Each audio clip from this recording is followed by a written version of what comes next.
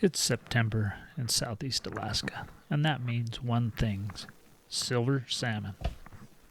In the rivers of southeast Alaska, September is synonymous with silvers.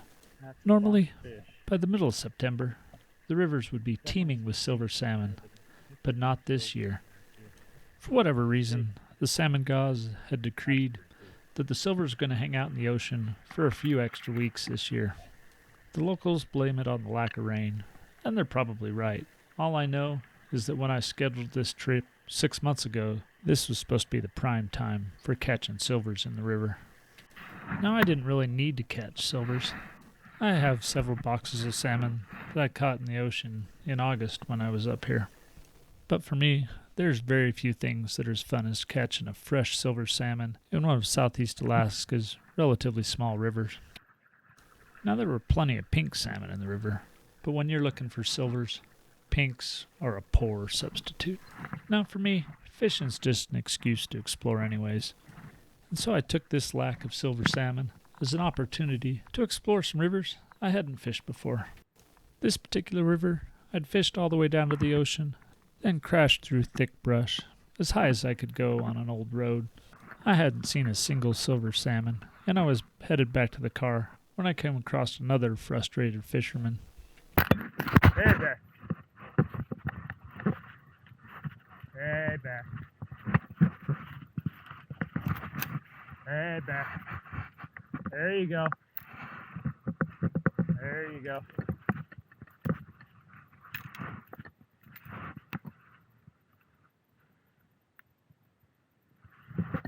Hey there.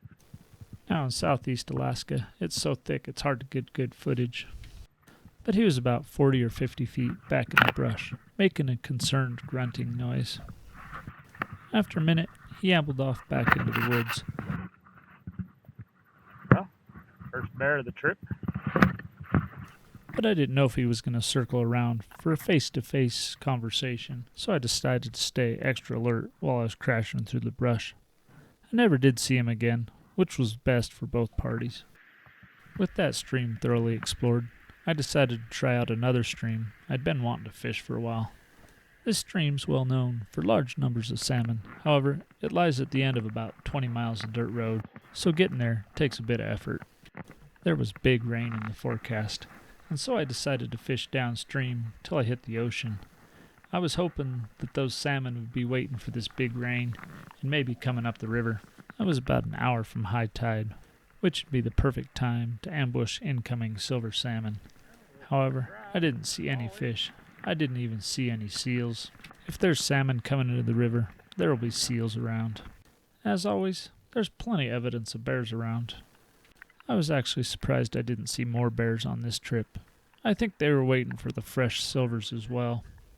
I fished for an hour or so up above the road as well. Zero sign of any fresh fish. Now, this might seem like a plain old video of me walking up a gravel road, but this happens to be the same stretch of gravel road where I had to walk 4 or 5 miles to get help on a family vacation when the car quit running. This is probably going to sound pretty strange, but it was on this gravel road walking for help that I decided I need to move to Alaska. The car worked fine on this trip, and as I headed back the 20 miles of dirt road, I stopped at another river and fished for an hour or so. But again, all I caught was pinks. There were plenty of pinks to be caught, but not a single silver in sight. That ate up most of the day. The next day, I headed to one of my top secret holes. I can almost always count on catching silvers here.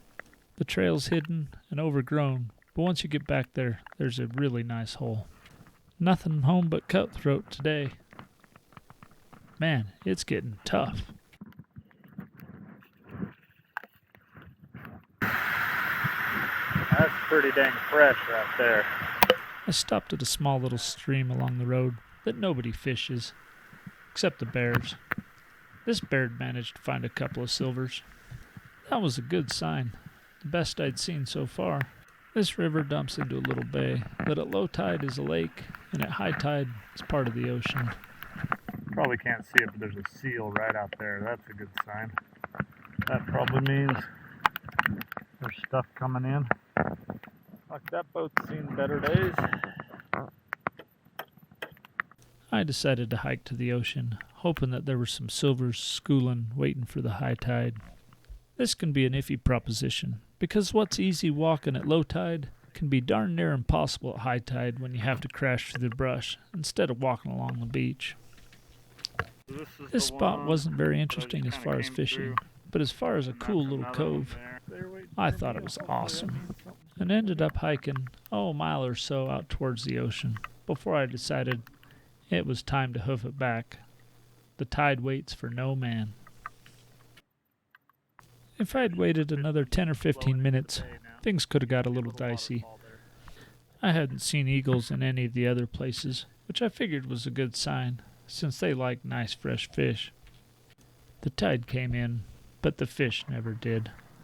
Although, as soon as I started walking away, a seal moved right into the river's mouth, hoping to ambush any fresh fish that came in. On the way back home, I stopped at this hole, also an old faithful, with nothing. When I got home, I still had a couple hours of daylight, so I decided to give the local river a try. There wasn't much of a trail, but I figured where the river meets the ocean is probably my best bet. I didn't have any problem catching pinks. Never have.